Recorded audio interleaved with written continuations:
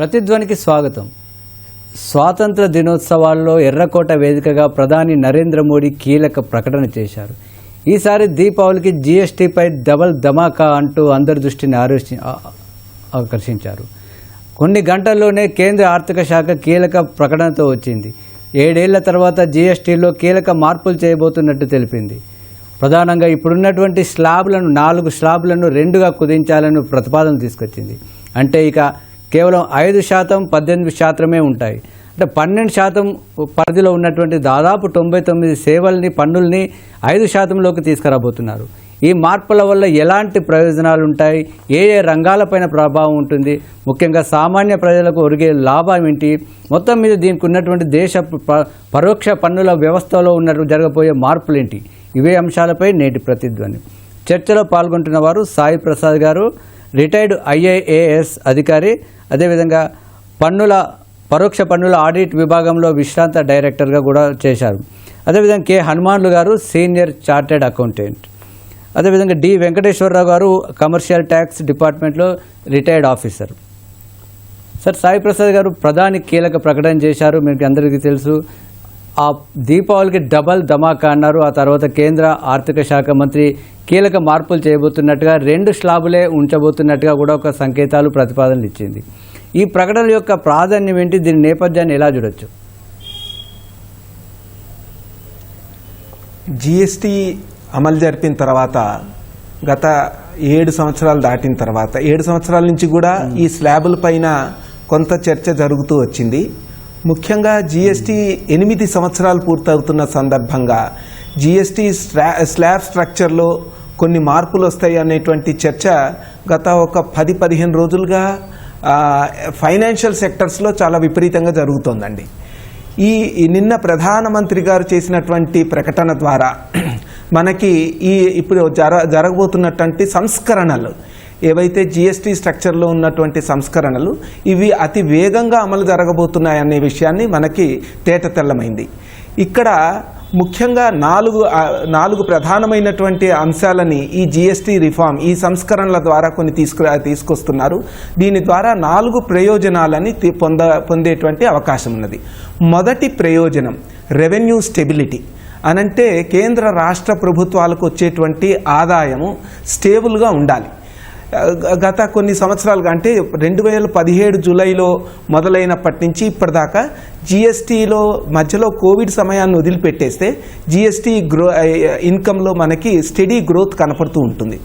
ఇప్పుడు మనకి గత సంవత్సరం 22 లక్షల పైన కోట్ల రూపాయలు మనకి జిఎస్టీ ఆదాయం వచ్చింది. కాబట్టి ఆ తర్వాత ఇప్పుడు జిఎస్టీ సెస్కి సంబంధించినటువంటి డెడ్ లైన్ ఏదైతే ఉన్నదో ఆ డెడ్ లైన్ పూర్తవుతున్న సందర్భంగా ఇప్పుడు కేంద్ర ప్రభుత్వానికి జిఎస్టీ సంస్కరణలు తీసుకురావడానికి కొంత వెసులుబాటు వచ్చింది. ఈ వెసులుబాటును ఉపయోగించుకుంటూ జిఎస్టీ రేట్ స్ట్రక్చర్లో ఉన్నటువంటి మార్పులను చేస్తూ అలాగే ప్రభుత్వాల యొక్క ఆదాయం తగ్గకుండా చూడటం అనేటువంటిది ఇది ప్రధానమైనటువంటి లక్ష్యం. ఇది మొదటి లక్ష్యం. రెండవ లక్ష్యం జిఎస్టీ స్లాబుల్లో 4 రకాల కంటే ఎక్కువ స్లాబులు ఉండటం వల్ల గత కొంతకాలంగా జిఎస్టీలో కొంత లిటిగేషన్ పెరుగుతూ వచ్చింది. ఈ లిటిగేషన్ని బాగా తగ్గించాలి. ముఖ్యంగా క్లాసిఫికేషన్కి సంబంధించినటువంటి లిటిగేషన్లు ఏవైతే ఉన్నాయో అనంటే ఏ వస్తువులు ఏ పరిధిలోకి వస్తాయి, దాన్ని ఆ వస్తువు యొక్క రేట్ ఏ విధంగా ఉండాలి అన్న దాని మీద గత కొంతకాలంగా కొంత లిటిగేషన్లు జరుగుతూ ఉన్నాయి. ఈ లిటిగేషన్లు చాలా తగ్గించాలి అన్నటువంటి ప్రయోజనాన్ని ఈ జిఎస్టీ సంస్కరణల ద్వారా ఆశిస్తున్నారు. మూడవ ప్రయోజనం ease of doing business and ease of compliance. అంటే వ్యాపారం చేయటంలో సరళంగా ఉండాలి. 2, ఈ జిఎస్టీ పన్నుల యొక్క చట్టాన్ని వాళ్ళు అమలు జరపడంలో ఈ ట్యాక్స్ పేయర్స్ అందరికీ కూడా ఇది సరళంగా ఉండాలి అనేటువంటి ఒక ఆబ్జెక్టివ్. ఇది మూడవ ఆబ్జెక్టివ్. 4వ ఆబ్జెక్టివ్ ఏదైతే ఉన్నదో ఇప్పుడు ఉన్నటువంటి ఇన్వర్టెడ్ ట్యాక్స్ స్ట్రక్చర్ అనంటే ఇన్పుట్స్ మీద అనంటే ఏదైతే వస్తువులను తయారు చేయడానికి అన్ని ప్రోడక్ట్స్లో కాదు కానీ కొన్ని ప్రోడక్ట్స్లో ఎట్లా ఉందనంటే ఇన్వర్టెడ్ ట్యాక్స్ స్ట్రక్చర్ ఉంది. ఇన్వర్టెడ్ ట్యాక్స్ స్ట్రక్చర్ అనంటే వాటి ఇన్పుట్స్ మీద ట్యాక్స్ ఎక్కువగా ఉంటుంది, అవుట్పుట్ మీద ట్యాక్స్ తక్కువగా ఉంటుంది. అనంటే ఏదైనా ఒక ప్రోడక్ట్ తయారు చేయడానికి ముడి సరుకుల మీద ఉన్నటువంటి పన్ను 18 నుంచి 28% కూడా ఉండే అవకాశం ఉంది. కానీ ఆ ప్రోడక్ట్ యొక్క ఫైనల్ ప్రోడక్ట్ మీద 12% ఉందనుకోండి, అతనికి ఇన్పుట్స్ మీదనేమో ట్యాక్స్ ఎక్కువ, అవుట్పుట్ మీదనేమో ట్యాక్స్ తక్కువ. కాబట్టి అతనికి ఇన్పుట్ ట్యాక్స్ క్రెడిట్ ఎప్పుడు కూడా మిగిలిపోతూ ఉంటుంది. ఇట్లా మిగిలిపోయినటువంటి ఇన్పుట్ ట్యాక్స్ క్రెడిట్ని రీఫండ్ తీసుకోవటంలో కొన్ని ఇబ్బందులు ఉంటూ ఉంటాయి. సో కాబట్టి ఇట్లాంటి అనామలీస్ ఏవైతే ఉన్నాయో, ఈ ఇన్వర్టెడ్ ట్యాక్స్ స్ట్రక్చర్లో ఉన్నటువంటి ఈ అనామలీస్ని అన్నిటిని కూడా తొలగించాలి అనేటువంటి ఇదొక ప్రయోజనం. ఈ 4 ప్రయోజనాలను పొందటానికి ఈ జిఎస్టీ స్ట్రక్చర్లో కొన్ని తీసుకొచ్చేటువంటి సంస్కరణలలో ఒకటి స్ట్రక్చర్లోనే, అంటే చట్టంలోనే కొంత సరళీకృతాన్ని తీసుకురావటం అన్నది ఒకటి. అంటే దాని ద్వారా అంటే ఏదైతే రేట్లు ఉన్నాయో ఆ రేట్లని 5% ఒకటి, తర్వాత 12% ఒకటి, ఈ 2% తీసుకొచ్చి ఇంకొకటి సిన్ గూడ్స్ అనేటువంటి ఒకటి ఉంటుంది. ఆ సిన్ గూడ్స్ యొక్క రేట్ స్ట్రక్చర్ 40% దాకా ఉండేటువంటి అవకాశం ఉంటుంది. ఆ తర్వాత ప్రెషస్ స్టోన్స్ మీద, గోల్డ్ మీద ఇప్పుడున్నటువంటి కన్సెషన్ రేట్ ఏదైతే ఉన్నదో అది అట్లాగే అంతకంటే తగ్గేటువంటి అవకాశం ఉన్నదండి. దీంతో పాటు వారు ఓకే, వెంకటేశ్వరరావు గారు సార్ చెప్పినట్టుగా ఇవన్నీ మార్పులు జరగబోతున్నాయి. అయితే ఒకవేళ వచ్చే నెల ఈ ప్రతిపాదనని జిఎస్టీ మండలి ఆమోదించినట్లయితే ఇప్పుడున్న స్లాబ్లు అంటే 5, 12, 18, 28లో అసలు ప్రస్తుతం ఏ స్లాబ్లో ఏ వస్తువులు ఏ సేవలు ఉన్నాయి, ఒకవేళ సార్ అన్నట్టుగా కేంద్రం చెప్తున్నట్టుగా మార్పులు చేసినట్లయితే 2 స్లాబులు చేసినట్లయితే ఏవేవి ఎందులోకి వెళ్ళే అవకాశం ఉంటుంది సార్? అంటే ఇప్పుడు వస్తున్న సమాచారం బట్టి, అంటే సెంట్రల్ గవర్నమెంట్ ఇచ్చిన నోటిఫికేషన్ కానీ ప్రధానమంత్రి గారు చేసిన ప్రకటన గురించి చూస్తే 12% అనేది 91% ఆఫ్ గూడ్స్ ఇన్ 12%, 12%లో 99% 5%లోకి వెళ్తాయి, కొన్ని 18%లోకి వెళ్తాయి.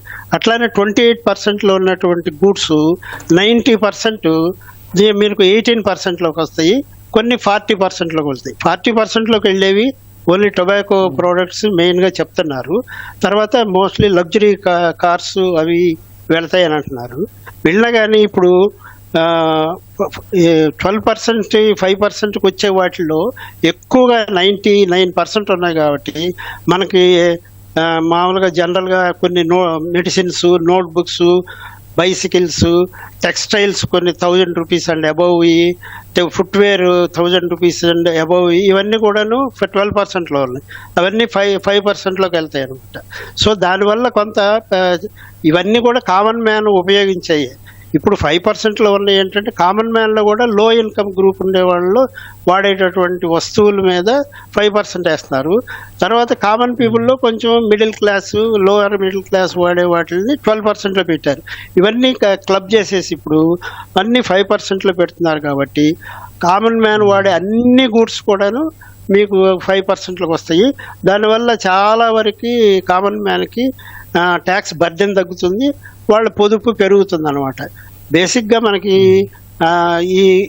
ఇది దేంట్లో వచ్చినాయి అంటే, మనకి ఇప్పుడు అమెరికాకి మనకి ట్యాక్స్ వార్ జరుగుతుంది. ట్యాక్స్ రేట్, మన ఇంపోర్ట్ డ్యూటీస్ పెంచడం ఇవన్నీ కూడాను, దానికి మన ఎక్స్పోర్ట్స్ కొంచెం దెబ్బతినే పరిస్థితి ఉంది.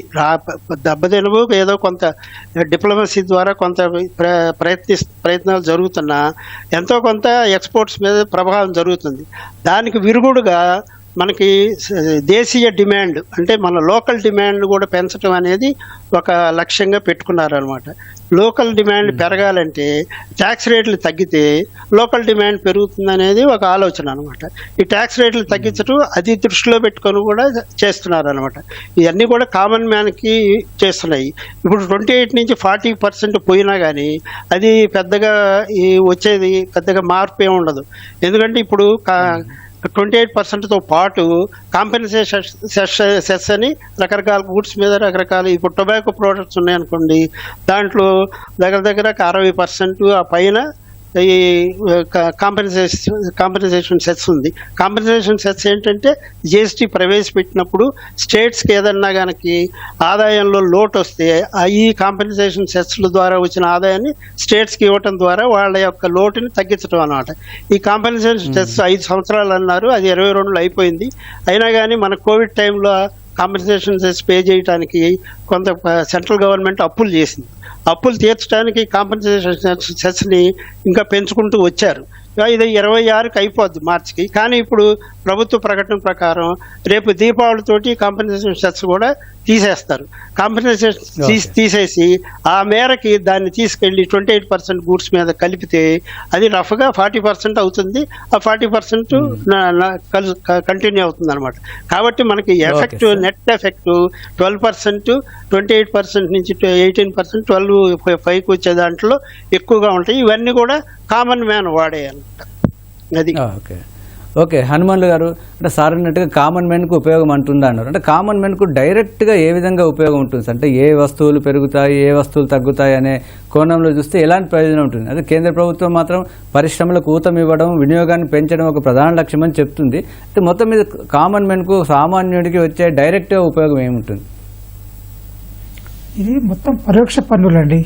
పరోక్ష పన్నులు అంటే భారతదేశంలో ఉన్న 140 కోట్ల మంది పన్ను చెల్లిస్తారు. అంటే ఏ వ్యక్తి అయినా కానీ తక్కువ విలువ గల వస్తువు కూడా తక్కువ చెల్లిస్తారు, ఎక్కువ విలువ వస్తువు ఉంటే ఎక్కువ పన్ను చెల్లిస్తారు. కాబట్టి ఎంత తక్కువగా ఈ పరోక్ష పన్నులు ఉంటే వినియోగదారుడికి అంత ప్రయోజనం ఉంటుంది. కాబట్టి ఈ ప్రయోజనాన్ని ఎక్కువ మందికి పెంచాలి, ప్రభుత్వం వాళ్ళు చెల్లించే పన్నులు తగ్గించాలనే ఉద్దేశంతో కేంద్ర ప్రభుత్వము ఈ యొక్క ఆలోచన చేసుకురావడం జరిగింది, ఈ యొక్క ప్రపోజల్ తీసుకురావడం జరిగింది. ఇంకా అన్నిటికంటే ముఖ్యమైనది మా భారతదేశంలో ఎగుమతుల్లో సర్వీస్ రంగం, సేవా రంగం అనేది ఎక్కువ పర్సెంటేజ్ ఉంటుంది. అదేవిధంగా మన దగ్గర ఇండియాలో షేర్ ఆఫ్ జీడిపిలో కూడా సేవా రంగం ఎక్కువగా ఉంది. దాని మీద ట్యాక్స్ అయితే ఇప్పుడు రెంట్స్ కానీ, లేకపోతే లీజ్ కానీ, లేకపోతే సేవా రంగం ఏదైతే సర్వీస్ సెక్టర్ ఏదైతుందో దాంట్లో 18% సర్వీస్ ట్యాక్స్ ఉంది. దాన్ని తగ్గించే అవకాశం ఎక్కువగా ఉంది అని నా ఉద్దేశం. ఆ 18% తగ్గించి 12 తీసుకొచ్చినా కానీ సేవా రంగంలో కూడా ఉన్న వాళ్ళకి మంచి ప్రయోజనం వస్తుంది. అదే వినియోగదారులకు, అంటే ఇప్పుడు మీరు లాడ్జ్కి రెంట్ తీసుకున్నా కానీ, అద్దె చెల్లించినా కానీ, లేకపోతే మెకానిక్ సర్వీస్ తీసుకున్నా కానీ, ఏ సర్వీస్ తీసుకున్నా కానీ, కమర్షియల్ సర్వీస్ ఏది తీసుకున్నా కానీ దాని 18% జిఎస్టీ ఉంది. దాన్ని తగ్గించడం వల్ల వినియోగదారుడికి ఇప్పుడు ఇన్సూరెన్స్ చూస్తారు, హెల్త్ ఇన్సూరెన్స్ పైన 18% జిఎస్టీ ఉంది. అది తగ్గించమని నితిన్ గడ్కరీ లాంటి మంత్రి గారికి అడిగారు. అంటే ఇలాంటి వాటి తగ్గిస్తే చాలామంది ప్రయోజనం చేకూరే అవకాశం సేవా రంగం గురించి. అదే మాదిరిగా మనకు ఈ యొక్క ఇండైరెక్ట్ ట్యాక్స్ అనేది పరోక్ష పన్ను కాబట్టి సాధ్యమైనంత తక్కువ బర్డెన్ ఉండాలి వినియోగదారుల పైన. మీరు ఇన్కమ్ ట్యాక్స్ అనేది పేయింగ్ కెపాసిటీ ఉన్న వాళ్ళు కడతారు కాబట్టి అది సమస్య లేదు. కానీ వినియోగదారులు అనేది తక్కువ బర్డెన్ ఉండాలి. కాబట్టి ఆ తక్కువ 2017 తీసుకొచ్చిన ట్యాక్స్ 8 సంవత్సరాల తర్వాత ఇది ఇంకెప్పుడో తీసుకురావాల్సిన మార్పు, ఇది ఇప్పుడు తీసుకొస్తున్న మార్పు ఆలోచిస్తున్నారు. కాబట్టి ఎందుకంటే గవర్నమెంట్ అనుకున్న రెవెన్యూ కంటే ఎక్కువ వస్తుంది, కానీ రెవెన్యూ గురించి ఆలోచించకూడదు. ఇక్కడ ప్రజలకు ఎంత ప్రయోజనం కలుగుతుందో ఆలోచించాలి, కానీ రెవెన్యూ గురించి ఆలోచించకూడదు. ఇంకోటి ఏంటంటే ఇంప్లిమెంటేషన్, దీన్ని ఒక చట్టాలను అమలు చేయడం అనేది, ట్యాక్స్ ఎవేజన్ ఎంతగా తగ్గుతుంది, ఎంతగా ట్యాక్స్ ఎవేజన్ లేకుండా చేయడం అతి ముఖ్యం అన్నమాట. ట్యాక్స్ కట్టని వాళ్ళకి ఉన్న గ్యాప్ చాలా తక్కువగా ఉండాలి, అప్పుడు ట్యాక్స్ ఎవేజన్ తగ్గుతుంది.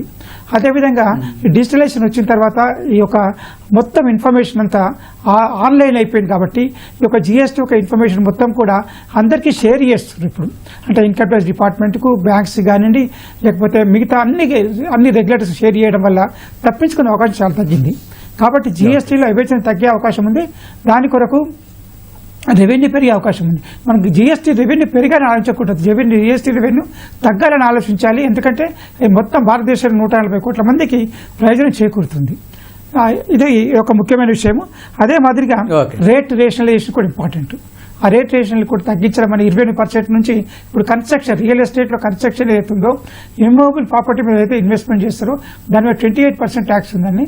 అదే మాదిరిగా కొన్ని తగ్గించారనుకోండి, ఆ రియల్ ఎస్టేట్ మీద కూడా రేట్ తగ్గే అవకాశం ఉంటుంది.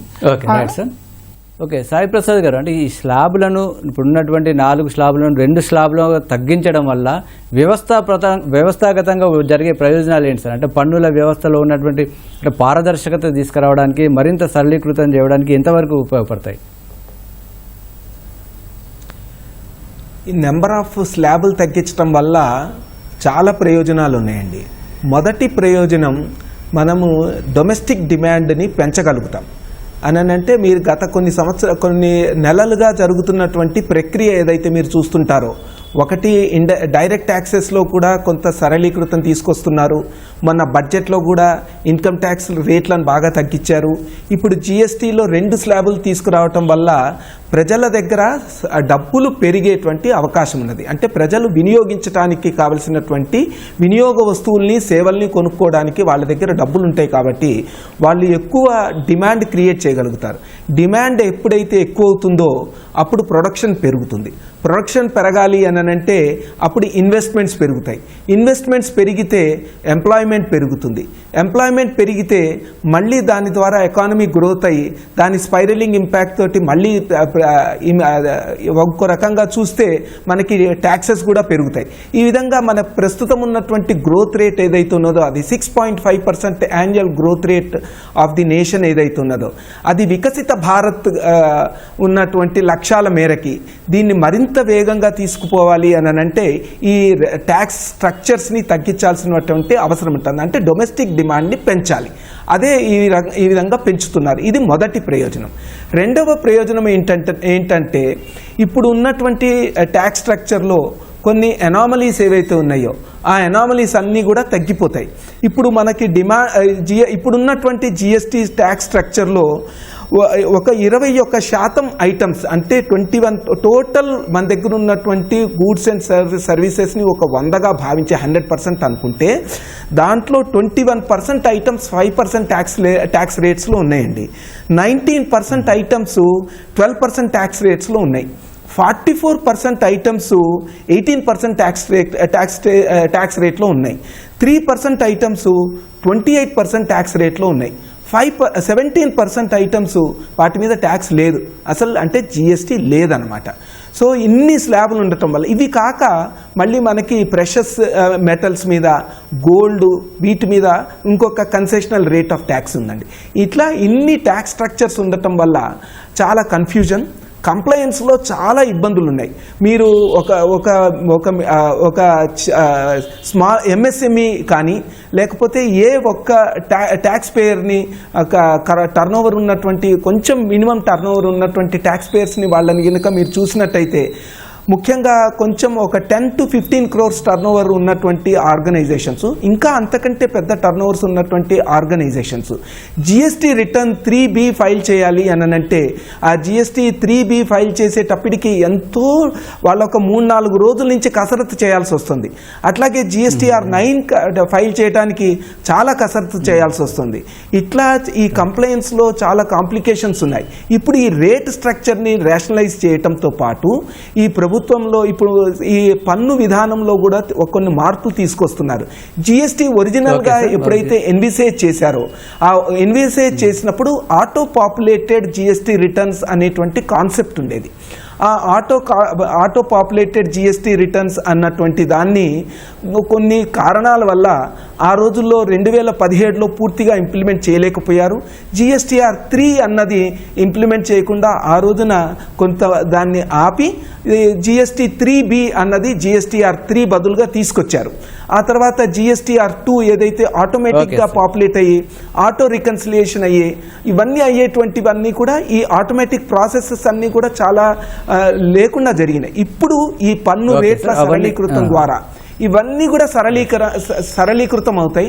కాబట్టి ఒకటి ఈ పన్ను ట్యాక్స్ రిటర్న్స్ ఫైల్ చేసే వాళ్ళకి ప్రయోజనం, 2 వాళ్ళకి ఇన్పుట్ ట్యాక్స్ పొందటానికి ప్రయోజనం, 3 ప్రజలకి దాంట్లో పన్ను తగ్గుతుంది కాబట్టి వాళ్ళకి వాళ్ళ ఇంకా కొన్ని ఎక్కువ వస్తువులు కొనుక్కోవడానికి ప్రయోజనం, 4 మొత్తం ఎకానమీకి కూడా ప్రయోజనం. ఎందుకంటే గ్రోత్ రేట్ పెరుగుతుంది, ఎంప్లాయ్మెంట్ పెరుగుతుంది, దేశ ఆర్థిక పరిస్థితి బాగుపడుతుంది. ఇన్ని ప్రయోజనాలు ఉన్నాయి.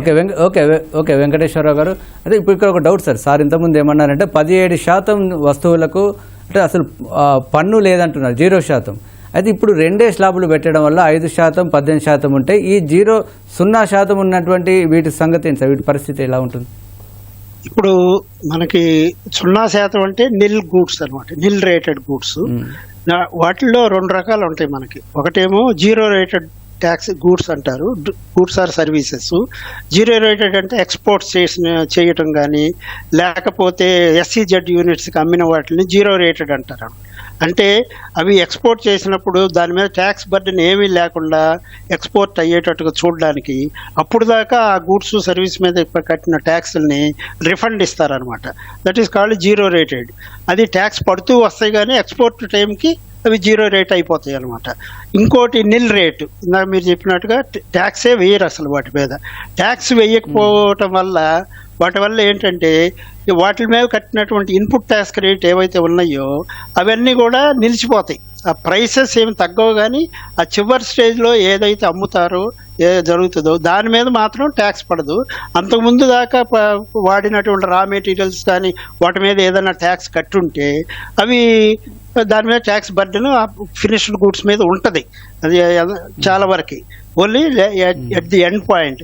కానీ బేసిక్ ఏంటంటే నిల్ రేటెడ్ మీద ట్యాక్స్లు మనకు పెద్దగా ఏమి రావు. ఎందుకంటే అవన్నీ కూడా వెరీ వెరీ కామన్ మ్యాన్ వాడేటటువంటి వస్తువులు, fresh vegetables, fresh fruits, fresh milk, ఇట్లాంటివి అన్నమాట, ఎగ్స్, ఇవన్నీ కూడా. తర్వాత సిరియల్స్ రైస్ కానీ వీట్ కానీ అంటే ప్యాక్ చేయకుండా లూజ్గా అమ్మినటువంటి సిరియల్స్ కానీ ఇవన్నీ జీరో రేటెడ్ గూడ్స్.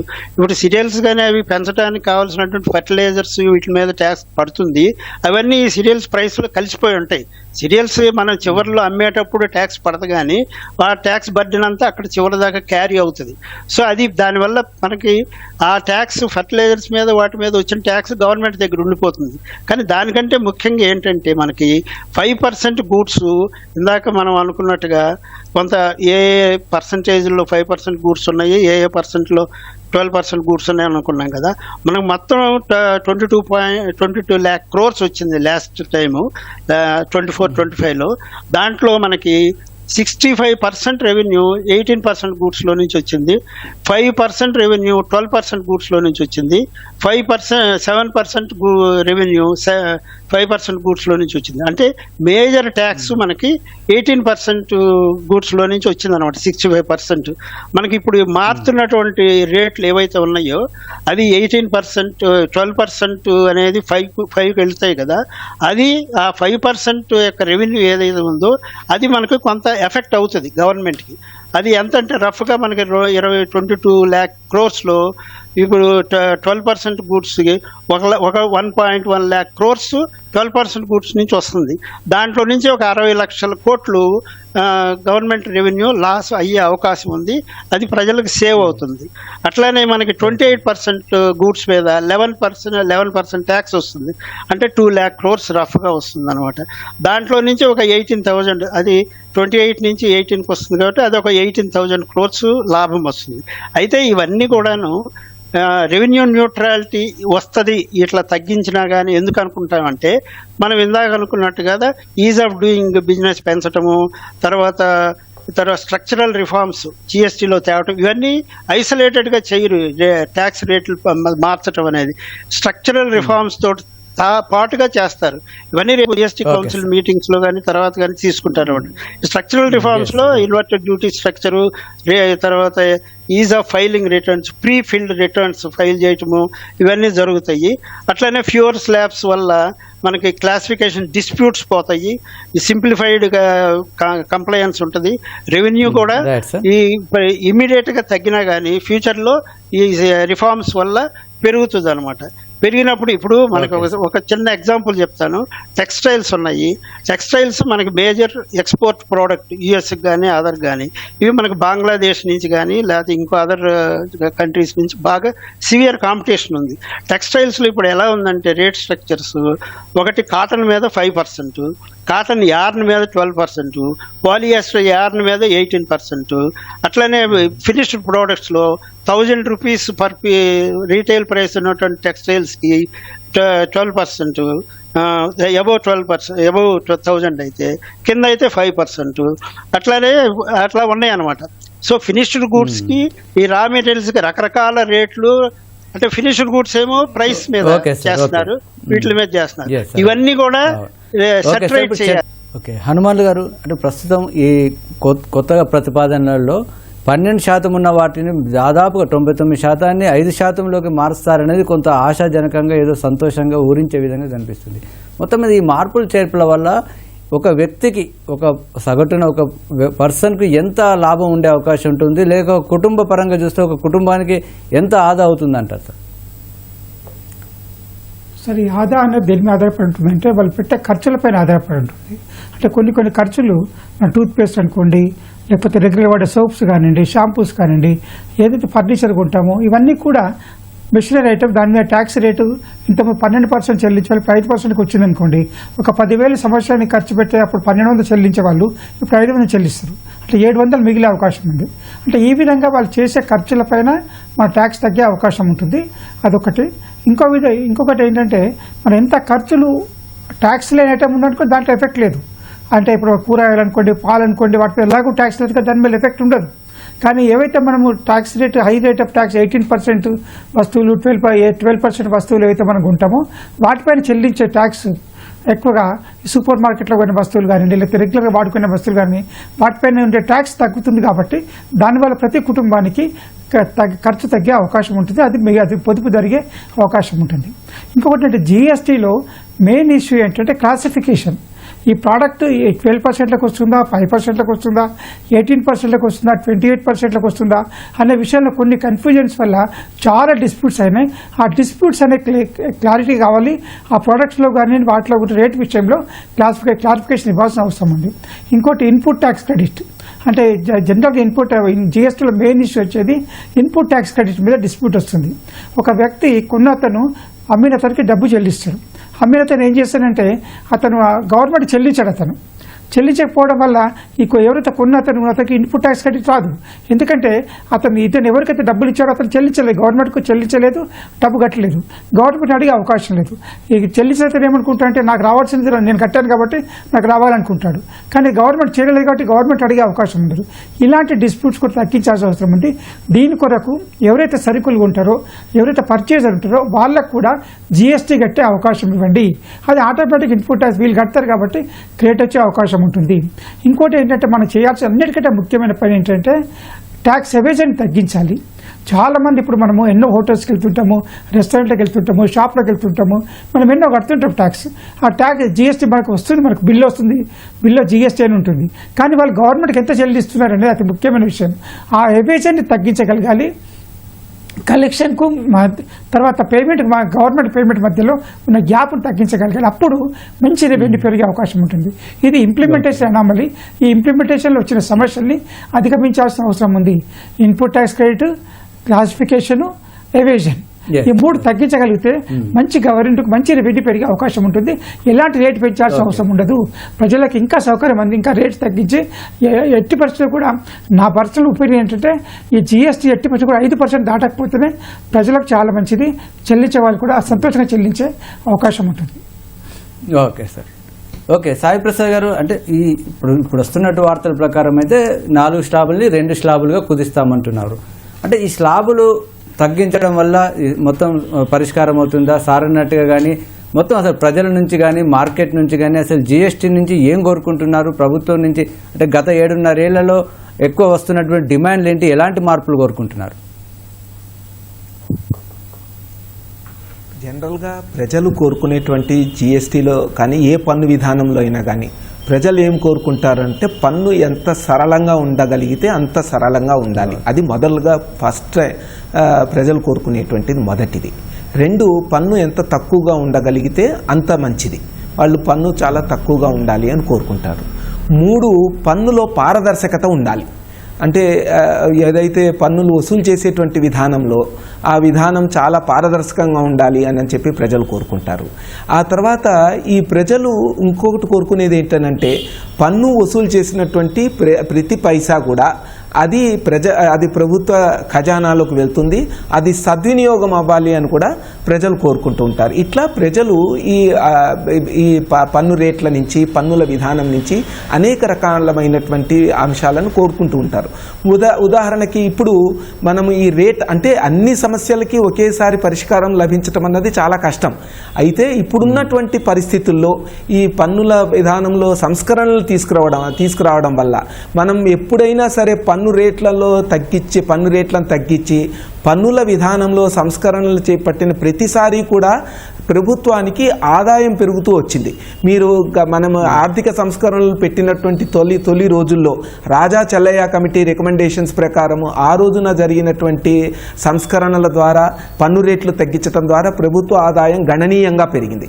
అలాగే పన్ను రేట్లు తగ్గించినటువంటి ప్రతిసారి కూడా ప్రభుత్వ ఆదాయము పెరుగుతుంది. దానికి కారణం ఏంటంటే ప్రజలు కంప్లైంట్స్ లెవెల్స్ పెరుగుతూ ఉంటాయి. ఇప్పుడు కూడా 12% రేట్ల నుంచి 5% రేట్లోకి తీసుకొచ్చారనుకోండి. ఇప్పుడు ఉదాహరణకి మనము 1,00,000 రూపాయలు నెలకి ఆదాయం వచ్చేటువంటి ఒక కుటుంబం ఉంది అని అనుకుందాం. 1,00,000 రూపాయలు ఆదాయం వచ్చేటువంటి కుటుంబంలో దాదాపు ఒక 70-75 వేల రూపాయలని వాళ్ళు గినక 12% పన్ను రేట్లు వచ్చేటువంటి ఐటమ్స్ మీద ఖర్చు పెడుతున్నారనుకోండి. అప్పుడు వాళ్ళు ప్రభుత్వానికి 9,000 రూపాయలు ప్రతి నెల కూడా ఈ పరోక్ష పన్నుల ద్వారా చెల్లిస్తున్నట్టు అవుతుంటుంది. దాన్ని ఇప్పుడు ఈ ఒకేసారి 5% పన్ను రేట్లోకి తీసుకురావడం వల్ల దానివల్ల 5,000 రూపాయలు వాళ్ళకి మిగులుతాయి నెలకి అని అంటే సంవత్సరానికి 60,000 రూపాయల లాభం అనమాట. That is a great advantage for the citizen. So సిటిజన్కి పన్ను రేటు తగ్గిన ఇంపాక్ట్ తెలుస్తుంది. తర్వాత కంప్లైంట్స్ లెవెల్ పెరుగుతాయి. ఆటో పాపులేషన్ అనేటువంటి కాన్సెప్ట్ని సిఏజీ కూడా గతంలో ఆడిట్ రిపోర్ట్లలో చాలాసార్లు చెప్పారు. మీరు మొదట్లో అనుకున్న విధానంగా ఆటో పాపులేటెడ్ రిటర్న్స్ విధానాన్ని ఇంప్లిమెంట్ చేయండి అని చెప్పి రికమెండేషన్స్ ఇచ్చారు. ఇప్పుడు ఈ స్ట్రక్చర్లో వచ్చేటువంటి మార్పుల ద్వారా ఆటో మ్యాచింగ్ కాన్సెప్ట్ అనేటువంటి విధానం ద్వారా పన్నుల విధానంలో సరళీకరణ, పారదర్శకత ఈ రెండు కూడా వస్తాయి. కాబట్టి ప్రజలు కోరుకునేటువంటి అంశాల్లో చాలా వరకు అడ్రస్ అయ్యేటువంటి అవకాశం ఉన్నదండి. Yes sir. Okay Venkateswara sir, ప్రస్తుతం దేశ ఆర్థిక వ్యవస్థ అనేక సవాళ్లు ఎదుర్కొంటుంది. కొత్తగా మరోవైపు అమెరికా నుంచి సుంకాల బెదిరింపులు వస్తున్నాయి. ఈ సమయంలో జీఎస్టీలో మార్పులు అసలు దేనికి సంకేతం? ఈ సమయంలోనే ఈ ప్రకటన యొక్క నేపథ్యం, ఒక ముఖ్య ఉద్దేశం ఏంటి సార్? అదే ఇప్పుడు మనకి సుంకాల యొక్క అమెరికాతో సుంకాలు కానీ, ఈ మధ్యలో మనం ఫ్రీ ట్రేడ్ అగ్రిమెంట్ బ్రిటన్తో కూడా చేసుకున్నాము. ఇవన్నీ ఏంటంటే సుంకాల్లో ప్రపంచం మొత్తం మీద రకరకాల చేంజెస్ వస్తున్నాయి అన్నమాట. అవన్నీ మన ఎకానమీ మీద, మన ఎక్స్పోర్ట్స్ మీద, మన బ్యాలెన్స్ ఆఫ్ పేమెంట్స్ మీద ఏ రకంగా ప్రభావం చూపబోతున్నాయి అనేది ఒకవైపు చూస్తూ, తర్వాత మన లోకల్గా డిమాండ్ని కానీ, మన ప్రజల యొక్క కొనుగోలు శక్తి పెంచడం కానీ, మన జనరల్ ఎకానమీని పెంచడం కానీ, ఎలాగ ఈ రెండింటిని అనుసంధానించాలనేది ప్రభుత్వం ఆలోచిస్తూ ఉంది. ఇప్పుడు ఈ సుంకాల యొక్క దీన్ని తట్టుకోవడానికి ప్రభావాన్ని ఇక్కడ లోకల్గా డిమాండ్ పెంచాలనేది ప్రభుత్వం కృతనిశ్చయంతో ఉంది. దాంట్లో పార్టీలుగానే ఈ సంస్కరణల్ని, పరోక్ష పన్నుల్లో సంస్కరణల్ని అతివేగంగా వితిన్ 15 డేస్లో తీసుకురావటము, రేపు దీపావళి నుంచి అమలు చేస్తామని చెప్పటం అనేది జరిగిందనమాట. ఇప్పుడు మనము భారతదేశం ప్రపంచం మొత్తం మీద ఇప్పుడు 4వ పెద్ద ఆర్థిక వ్యవస్థగా అవతరించింది. మోర్ దాన్ 4 ట్రిలియన్ డాలర్స్ని మించింది. మొన్న జపాన్ కూడా క్రాస్ అయ్యి మనం 4 మిలియన్ దీన్ని దాటామన్నమాట. అట్లానే మనం ఈ ఇన్ఫ్రాస్ట్రక్చర్లో కూడా మనం బోల్డంత రెవెన్యూ ఎక్స్పెండిచర్ పెడుతున్నాం. ఎక్కువగా మన సెంట్రల్ గవర్నమెంట్ కానీ, స్టేట్ గవర్నమెంట్స్ కానీ ఎక్స్పెండిచర్లు, మిగతా ఎక్స్పెండిచర్ బాగా ఇన్ఫ్రాస్ట్రక్చర్ మీద చాలా ఎక్కువ ఫోకస్ చేస్తున్నారు అన్నమాట. తర్వాత మన ఇప్పుడు ఇన్ఫ్లేషన్ కూడా మనకు బాగా తగ్గిపోయింది. ఇప్పుడు 1.55% కింద కన్జ్యూమర్ ప్రైస్ ఇండెక్స్ పర్సంటేజే ఉంది. ఆర్బీఐ పెట్టినటువంటి 4% కూడా లిమిట్ కంటే కూడా చాలా తక్కువగా ఉంది. ఇది ఒక రకంగా ఏంటంటే డిఫ్లేషన్ అనమాట. ఇన్ఫ్లేషన్ కంటే డిఫ్లేషన్కి వచ్చింది. అది కూడా మంచిది కాదు. దీన్ని కూడా అధిగమించడానికి మనం డిమాండ్ క్రియేట్ చేయాలి. డిమాండ్ క్రియేట్ చేయాలంటే ఖచ్చితంగా రేట్లు తగ్గించాలి. రేట్లు తగ్గించినంత మాత్రాన మళ్ళీ రెవెన్యూ న్యూట్రాలిటీ పోగొట్టుకొని గవర్నమెంట్ రెవెన్యూస్ కంప్లీట్గా తగ్గిపోతే మళ్ళీ రకరకాల ప్రాజెక్టులకి, గవర్నమెంట్ ఖర్చులకి ఇది ఉండదు, ధనం ఉండదు అనమాట. అందుకని ఈ రెండింటిని బ్యాలెన్స్ చేయాలి. రెండింటిని బ్యాలెన్స్ చేసే క్రమంలో ఈ స్ట్రక్చరల్ రిఫార్మ్స్ తేవటము, ఈ పరోక్ష పన్నులు ప్రత్యక్ష పన్నులు రెండింటిలో కూడా స్ట్రక్చరల్ రిఫార్మ్స్ తేవటము. ఇప్పుడు కొత్తగా ఇన్కమ్ ట్యాక్స్ బిల్లు కూడా పెట్టారు, మనం పాస్ అయింది. దాంట్లో రిఫార్మ్స్ తీసుకొచ్చారు. ఇప్పుడు పరోక్ష పన్నుల్లో రిఫార్మ్స్ తీసుకొచ్చారు. మొత్తం ఎకానమీలో రిఫార్మ్స్ అన్ని తీసుకొచ్చి మనది ఒకవైపు గ్రోత్ పెరగటమే కాకుండా individual personal per capital GDP కూడా పెరగటానికి అవకాశం ఉంటుంది అనమాట. దాని వైపుగా దిశగా పోయే క్రమంలోనే ఈ రేట్స్ని మనం చూడాలన్నమాట. ఈ రేట్స్ వల్ల మనకి ఇనిషియల్గా రెవెన్యూ తగ్గినట్టు కనపడినా కానీ ఖచ్చితంగా ఒక 1 or 2 yearsలో రెవెన్యూ మామూలుగా మన గ్రోత్ రేట్ ఇప్పుడు దాకా జిఎస్టీలో 10% అబౌవ్ 2 digit గ్రోత్ రేటు అది కంటిన్యూ అవుతుంది. అది కంటిన్యూ అయితే మనకి స్టేట్స్ కూడా బాగా రెవెన్యూ వస్తుంది అనమాట, డివల్యూషన్లో కానీ లేకపోతే ఎస్జిఎస్టీ రూపంలో కానీ. కాబట్టి ఈ సంస్కరణలో పార్ట్ అనమాట, ఇది సంస్కరణల పార్ట్. కాబట్టి మిగతా సంస్కరణల యొక్క ఇంప్లిమెంటేషన్లో ఏవైతే ఫలితాలు ఇవి వస్తాయో మనకి ఈ రేట్ స్ట్రక్చర్ని రివైజ్ చేయడంలో కూడా వచ్చే ఫలితాలు మనకి పాజిటివ్గా ఉంటాయి అన్నమాట. Okay sir. ఓకే, హనుమాన్ గారు, ఈ జిఎస్టీ అంటే ఈ స్లాబులు తగ్గించడం, ఇతర సంస్కరణలు కేంద్ర ప్రభుత్వం చేయాలనుకుంటున్నవి అమల్లోకి వచ్చినట్లయితే దీని ప్రభావం వడ్డీ రేట్లపై కానీ మొత్తం ద్రవ్యోల్బణం పైన కానీ ఏ విధంగా ఉంటుంది సార్? ద్రవ్యోల్బణం పైన, వడ్డీ రేట్ల పైన సానుకూల ప్రభావం ఉంటుంది. ఎందుకంటే దానివల్ల ధరలు తగ్గుతాయి. ధరలు తగ్గినప్పుడు వినియోగదారుల దగ్గర పొదుపు మిగులుతుంది. పొదుపు మిగిలిన పెట్టుబడి పెరిగే అవకాశం ఉంటుంది. వినియోగదారులకు ప్రయోజనం చేకూరుతుంది. డిమాండ్ పెరుగుతుంది. అంటే మనకు ఒక ప్రజలు చెల్లించే ధరలు తగ్గడం వల్ల ప్రజలకు మంచి ఉపయోగం కలుగుతుంది. దానివల్ల ద్రవ్యోల్బణం తగ్గుతుంది. ఇలాంటివి అన్నీ కూడా మనకు ప్రయోజనకారిగా ఉండే అవకాశం ఉంటుంది. ఇంకొకటి ఏంటంటే మనకు దీంట్లో మ్యానుఫ్యాక్చరింగ్ సెక్టార్లో ఏదైతే ఉందో దానికి రేట్ తగ్గడం వల్ల వాళ్ళు తయారు చేసే వస్తువుల యొక్క రేట్ తగ్గడం, దానివల్ల కూడా వినియోగదారుల ప్రయోజనం చేకూరే విధంగా ఉంటుంది. వాళ్ళకు కూడా ప్రయోజనం చేకూరే అవకాశం ఉంటుంది. ఇది ఇండైరెక్ట్ ట్యాక్స్ అనేది ఏంటంటే పరోక్ష పన్ను కాబట్టి వినియోగదారులు తీసుకొని ప్రభుత్వాన్ని చెల్లించాలి. కాబట్టి వినియోగదారులు ఎంత తక్కువగా చెల్లిస్తే ప్రభుత్వం అంత తక్కువగా చెల్లించబడుతుంది. కాబట్టి వినియోగదారులు ఎంత తక్కువ చెల్లిస్తే వినియోగదారులకు అంతగా ప్రయోజనం చేకూరుతుంది. కాబట్టి రేషనలైజేషన్ ఏదైతే ఉందో, రేట్ తగ్గించడం అనేది వినియోగదారులకు మంచి ప్రయోజనకారిగా ఉంటుంది. అదేవిధంగా మనకు వచ్చేసరికి ఇంకా ఇక్కడ మెయిన్ ఇంతకుముందు కూడా చెప్పినట్టుగా ఈ ఎవేజన్, ట్యాక్స్ ఎవేజన్ ఏదైతే ఉందో దాన్ని తగ్గించాల్సిన అవసరం ఎంతైనా ఉంది. వాళ్ళు ఎంత కలెక్షన్ చేస్తున్నారు, ఎంత పేమెంట్ చేస్తున్నారు అని చూడాల్సిన అవసరం, వెరిఫై చేయాల్సిన అవసరం ప్రాక్టికల్గా ఉంది. చాలామంది మనకు ఎంతమంది ప్రపంచ రిటైల్ కన్జ్యూమర్స్ హోటల్లో కానీ వేరే చోట ఎక్కడ కొన్నా కానీ అక్కడ మనము సూపర్ మార్కెట్ ఎక్కడ చెల్లిస్తాము. కానీ వాళ్ళు ప్రభుత్వాన్ని చెల్లిస్తున్నది ఎంత అనేది వెరిఫై చేయాల్సిన మానిటరింగ్ మెకానిజం ఉండాల్సిన అవసరం ఎంతైనా ఉంది. ఇక్కడ ట్యాక్స్ అనేది ఇంకోటి, కొందరు ట్యాక్స్ ఎంతో పెద్ద టర్న్ ఓవర్ ఉన్నా కానీ ట్యాక్స్ అసలు తీసుకోవడం ఉండదు, వాళ్ళు చెల్లించడం అసలే ఉండదు, తీసుకున్నా కానీ చెల్లించడం ఉండదు. ఇలాంటి కేసు, ఇలాంటి వాటిని కూడా ప్రభుత్వము అలాంటి వాటిపైన కఠినమైన చర్యలు తీసుకోవాల్సిన అవసరం ఉంది. Tax evasion more dangerous. పరోక్ష పన్నుల్లో ట్యాక్స్ ఎవేజన్ ఎంకరేజ్ చేయకూడదు. అక్కడైతే కాంపిటీషన్ పోతుంది, పోటీతత్వం పెరిగి ఇది ఇమ్మోరల్ కాంపిటీషన్ వస్తుంది. కాబట్టి ట్యాక్స్ ఎవేజన్ ఎట్టపట్ల ఎంకరేజ్ చేయకూడదు. అదేవిధంగా ఈ క్లాసిఫికేషన్ ఆఫ్ గూడ్స్ ఏదైతుందో దాన్ని కూడా ప్రయోజనకరంగా ఎలాంటి కన్ఫ్యూజన్ లేకుండా ఎప్పటికప్పుడు క్లారిఫై చేయాలి.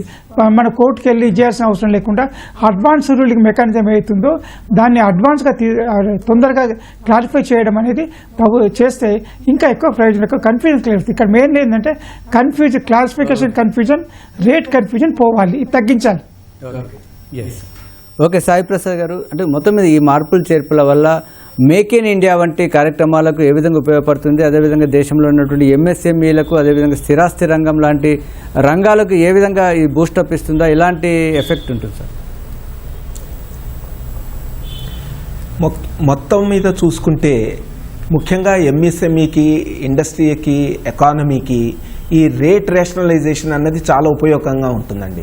ఇప్పుడు ట్యాక్స్ టు జిఎస్డిపి రేషియో ఏదైతే ఉన్నదో ఈ ట్యాక్స్ రేషనలైజేషన్ వల్ల ట్యాక్స్ టు జిఎస్డిపి రేషియో అన్నది, ట్యాక్స్ టు జీడిపి రేషియో అన్నది తగ్గుతుందండి.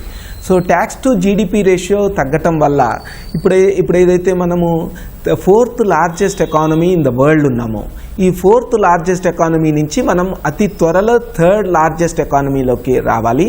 And we have to gradually get in to the 2nd largest economy in the world, because we are the most populous country in the world. కాబట్టి ఆ దిశగా మనం కనుక ప్రయాణం చేయాలి అని అంటే డొమెస్టిక్ డిమాండ్ క్రియేట్ కావాలి. డొమెస్టిక్ డిమాండ్ క్రియేట్ కావటానికి పన్ను రేషనలైజేషన్ ఏదైతే ఉన్నదో అది one of the reform process అన్నమాట. ఆ రిఫార్మ్ ప్రాసెస్ ద్వారా కంప్లైన్స్ లెవెల్స్ని సరళీకరణ చేయటం వల్ల ఏదైతే ఇప్పుడున్నటువంటి ట్యాక్స్ స్ట్రక్చర్లో ఉన్నటువంటి మార్పులు తీసుకురావటం ద్వారా ఇన్ఫర్మేషన్ టెక్నాలజీని బాగా వాడి, ఏఐని బాగా వాడి, ఏదైతే ఇప్పుడు ఆటో పాపులేటెడ్ రిటర్న్ మెకానిజం తీసుకురావటం ద్వారా కంప్లైన్స్ లెవెల్స్ పెంచుతాయో అప్పుడు ఎంఎస్ఎంఈస్ మీద బర్డను, ఇండస్ట్రీస్ మీద బర్డను, ఒకవైపేమో కంప్లైంట్స్ బర్డన్స్ తగ్గిపోతాయి, రెండో వైపేమో డిమాండ్ పెరిగింది కాబట్టి వాళ్ళ ప్రొడక్షన్ లెవెల్స్ పెరుగుతాయి. వాళ్ళు ప్రొడక్షన్ లెవెల్స్ పెరిగితే వాళ్ళకి న్యాచురల్గానే ప్రాఫిట్ లెవెల్స్ పెరుగుతాయి. అయితే వాళ్ళకు వచ్చినటువంటి ఈ రిడక్షన్ ద్వారా వచ్చినటువంటి మొత్తం ప్రాఫిట్ని వాళ్ళు వినియోగదారులకి అందిస్తారా, దాంట్లో కొంత భాగమే వాళ్ళు అందించగలుగుతారా, ఇది కాలం నిర్ణయించాల్సినటువంటి అంశం. కానీ మొత్తం మీద చూసుకున్నట్టయితే ఒకటి ఈ జిఎస్టీ రేట్ రేషనలైజేషన్ ద్వారా ద్రవ్యోల్బణం మీద ప్రభావం ఉంటుంది. 2 ఎంఎస్ఎంఈల మీద, ముఖ్యంగా అన్ని సెక్టర్స్ మీద, కన్స్ట్రక్షన్ సెక్టర్ మీద బాగా ఇంపాక్ట్ తగ్గేటువంటి అవకాశం ఉంటుందండి. ఎందుకంటే కన్స్ట్రక్షన్ రంగంలో కంప్లైంట్స్ లెవెల్స్కి చాలా కాంప్లికేషన్స్ ఉన్నాయి. ఇప్పుడు ఈ ఎంఎస్ఎంఈలో కూడా ఇట్లాంటివి కంప్లైంట్స్ లెవెల్ ఇష్యూస్ చాలా ఉన్నాయి, క్లాసిఫికేషన్ ఇష్యూస్ ఉన్నాయి. వీటిని అన్నిటిని కూడా ఇప్పుడు సరళీకరణ ద్వారా, ఈ టెక్నాలజీ ద్వారా అవన్నీ ఇష్యూస్ తగ్గిపోతే వాళ్లకు ఉన్నటువంటి కాస్ట్లు చాలా వరకు తగ్గిపోతాయి. కాస్ట్లు తగ్గిపోతే కాస్ట్ ఆఫ్ ప్రొడక్షన్ అన్నది కూడా బాగా తగ్గుతుందండి. ఈ విధంగా మనకి చాలా బెనిఫిట్స్ వచ్చేటువంటి అవకాశం. పన్నుల విధానంలో కీలక సంస్కరణలు కాబట్టి దీనిపైన ఈ ప్రభావం రానున్న రోజుల్లో ముఖ్యంగా స్టాక్ మార్కెట్పై ఎలా ఉండే అవకాశం ఉంది సార్? ఇప్పటికే ఊగిసలాటలో ఉంది కాబట్టి ఈ సమయంలో ఏమైనా జాగ్రత్తలు తీసుకోవాల్సిన అవసరం ఉంటుందా? స్టాక్ మార్కెట్ బేసిక్గా ఏంటంటే అది సెంటిమెంట్ మీద నడుస్తున్నది. అంటే ఇండస్ట్రీస్ స్ట్రాంగ్ అవుతాయా అనే హోప్ కనుక ఇన్వెస్టర్స్లో ఉంటే స్టాక్ మార్కెట్ ఆటోమేటిక్గా పెరుగుతుంది. కొంత ఇది ఉన్నా కానీ ఖచ్చితంగా ఇండస్ట్రీలో కాన్ఫిడెన్స్ ఉంటే ఎకానమీ గ్రో అవుతుంది, పొలిటికల్గా స్టెబిలిటీ ఉంది. ఈ ఫ్యాక్టర్స్ కనుక ప్రజల్లో ఒక పాజిటివ్ దృక్పథం ఉంటే స్టాక్ మార్కెట్ ఆటోమేటిక్గా పెరుగుతుంది. ఆ పాజిటివ్ దృక్పథం తేవటానికి, ఇండస్ట్రీలో హోప్ నింపటానికి, ప్రజల్లో కూడా ఆ స్టాక్ మార్కెట్ పట్ల భరోసా చేయడానికి ఇండస్ట్రీ పట్ల ఈ సంస్కరణలు చాలా ఉపయోగపడతాయి అన్నమాట. ఈ సంస్కరణల ద్వారా మనకి ఇండస్ట్రీ పెరుగుతుంది, ఖచ్చితంగా ప్రజల చేతుల్లో డబ్బులు ఎక్కువ మిగులుతాయి, దానివల్ల వాళ్ళ కన్సంప్షన్ పెరుగుతుంది.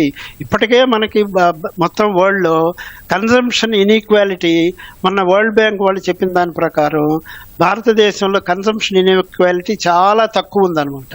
అంటే మనం ఫోర్త్ ప్లేస్లో ఉన్నాం. యుఎస్ఏ, చైనా లాంటి దేశాల కంటే కూడా మనకి కన్సంప్షన్ ఇన్ఈక్వాలిటీ చాలా తక్కువగా ఉంది.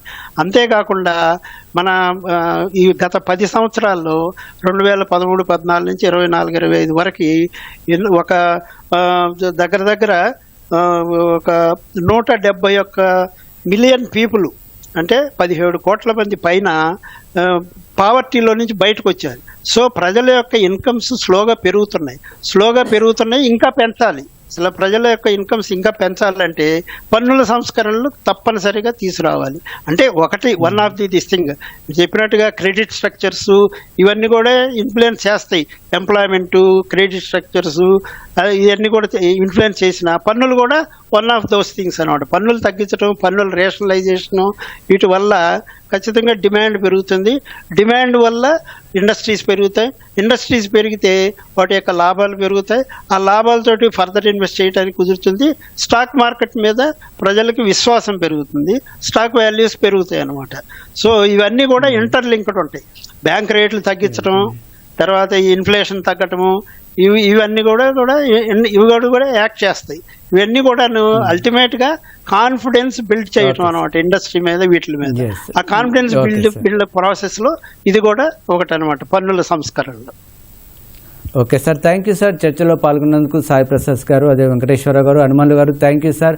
మొత్తం మీద ప్రధాని చేసినటువంటి కీలక ప్రకటన, దానికి అనుగుణంగా కేంద్ర ప్రభుత్వం ఆర్థిక శాఖ తీసుకొస్తున్నటువంటి ప్రతిపాదనలు ఇటు ఇండస్ట్రీలోను సాధారణ ప్రజలను కొత్త ఆశలు చిగురిస్తున్నాయి.